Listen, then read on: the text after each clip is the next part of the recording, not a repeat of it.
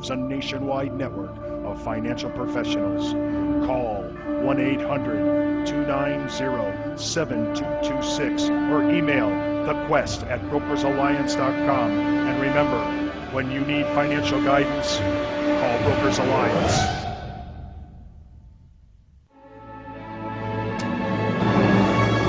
Welcome back to the Quest for Financial Freedom. I'm your host, Steve Savant. Of course, with me all this week has been Ken Davis from Bell & Associates. He's the Vice President of Advanced Markets.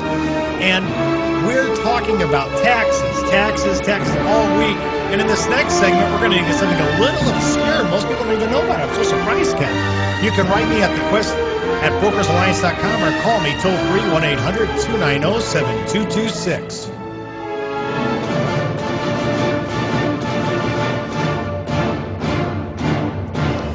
Well, when we're talking about tax advantages, and that's all I care about right now because I don't want to pay any more taxes than I have to. I don't want to pay it now I am earning. I certainly don't want to pay any more than I have to in retirement. And you're right, Ken, we don't have a crystal ball.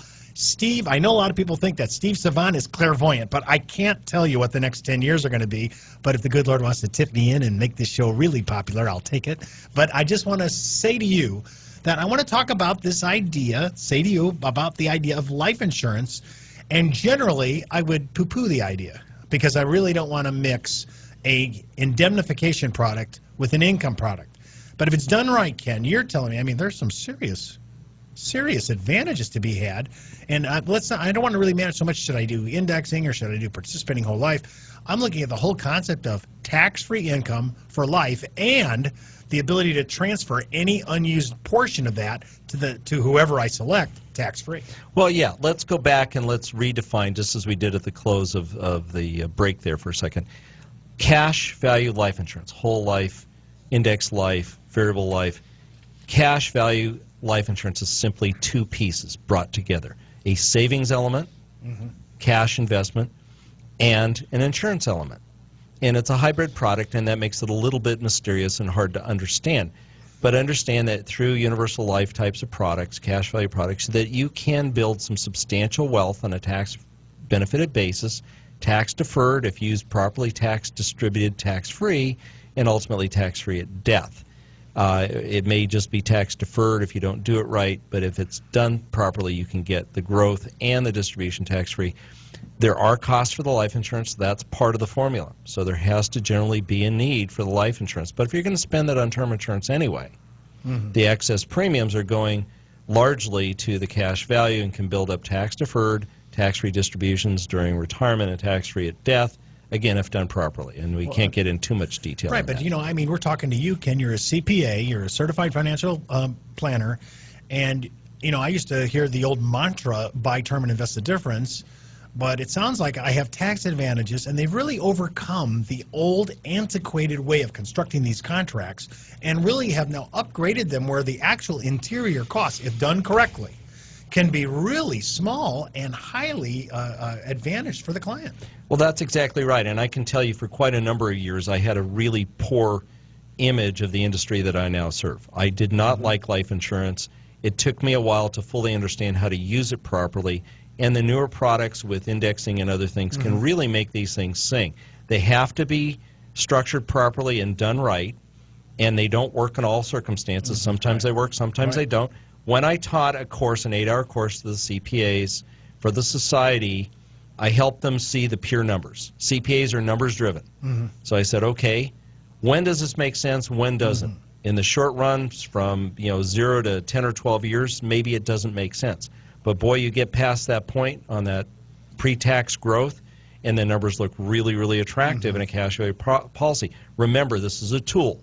Tool can be used appropriately or inappropriately. So if I was thinking laddering, this would be a good long-term ladder. Right. It's not the end-all choice for everything. It is part of the solution of a diversified strategy of tax-benefited wealth buildup, protecting the family, doing both of those things in combination. You know, when we went out earlier in the year, I believe the Thunderbird Management School, I can't remember what it was, they were out, they had all these people flying in to see all these different tactical issues. They were talking about captive insurance companies and all these exotic things. But the thing that stole the show, which was a shocker to me, I have to say, was here we are sitting around the table, and there's a couple guys in there that are $60-80 million worth, net worth. There's people with hundreds of millions, I understood there. I know, it blew my mind. I'm sitting next to guys that have serious money who just flew in the day before from Singapore.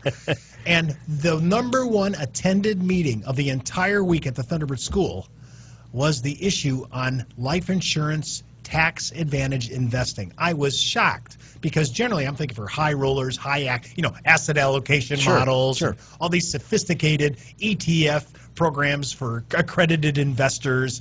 And no, this was and when they were just sat down there and listening to this guy get up there in the most intelligent delivery I've seen in a long time, and guys taking copious notes on the tax advantages. And I love it because it fits into your laddering idea.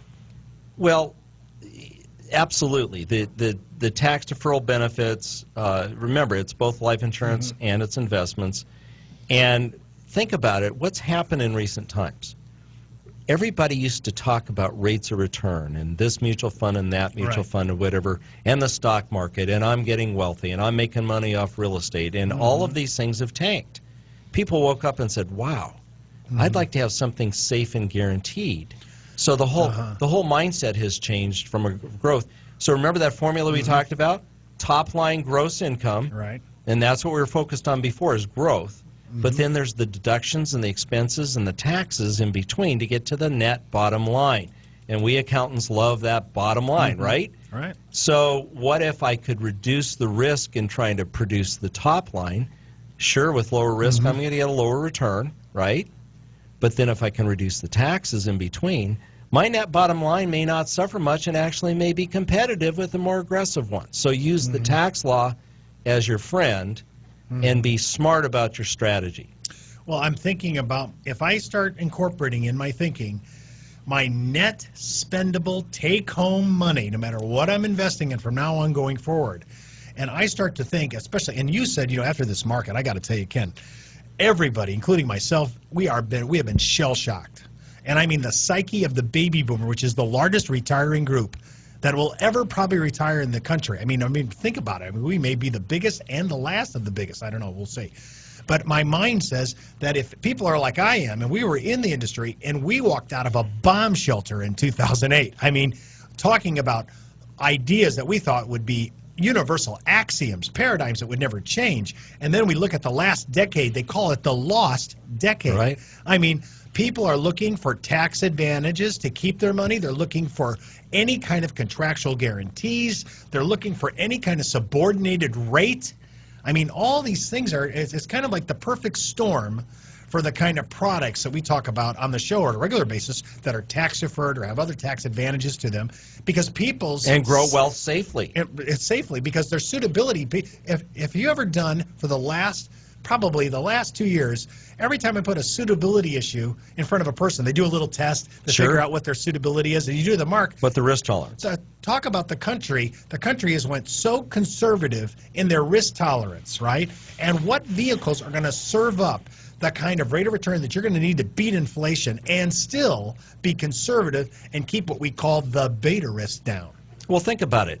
10 years ago, before the lost generation, you're 45 years old. You're working with your financial advisor, and they say, over the long run, mutual funds will do better and the market will do better, and that's all true. Historically, that has been true.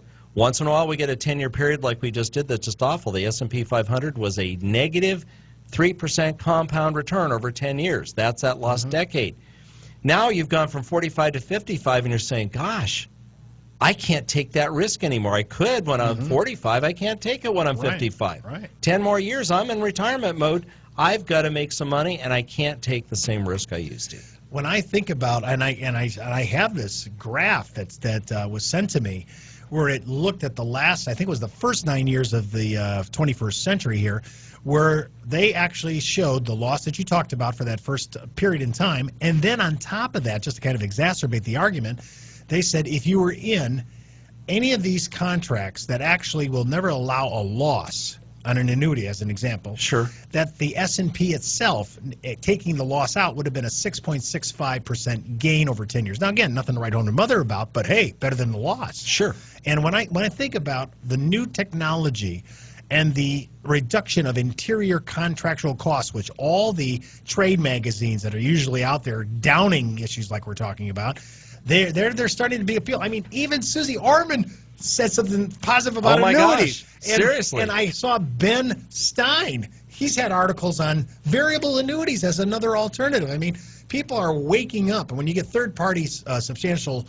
endorsements like Ben, especially not so much Susie, but Ben, open to that. I mean, now I know. Listen, we've crossed over, but I am concerned about our baby boomer. You and I are both baby boomers, and our people, our age group, has been decimated. I mean, our decimation on our homes values have been just tanked, and now we're talking about our 401ks and everything. It's just let's talk about one more asset class that has a lot of risk, and that's bonds.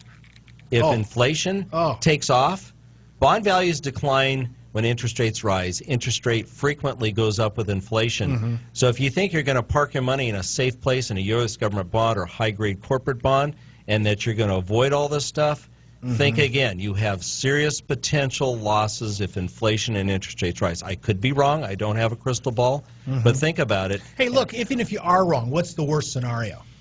With what? You being wrong right now. Nothing. I mean, it's like, okay, we were too conservative. Oh, yeah. If we go into these guaranteed contracts where they can't go down, the key word is they can't go down. And think about this. Financial advisors can really only do two things for you. Help you reduce risk and reduce your taxation. Exactly. And what we're talking about with these products is reducing risk and reducing taxation. They're really something that should be looked at not as the end-all product, but if you haven't looked at it, it's not part of your portfolio. You need to talk to your financial advisor about salting and peppering some of this into it and see if this makes sense for you or not. Let your advisor review your situation and discuss this type of thing. And again, remember, as we talked earlier in the week, some of these tactics will actually let you keep some of your Social Security benefits from being taxed. I mean, that to me is an added value of considering some of the laddering, some of the vehicles that you've been talking about, some of the tax advantages. I like all of that. We want to start considering everything. Put it all on the table. Let me see all the possibilities. Right. And I think our clients are becoming much more educated because they went through all this terrible time. They want to be, have kind of a good idea of what's going on and have a good education. And by the way, that's the job of this show and our advisors. Well, Ken, I want to thank you all this week for being on our show. Thank you so much. Our sponsor, of course, Brokers Alliance and America, where you can still go on a quest for financial freedom.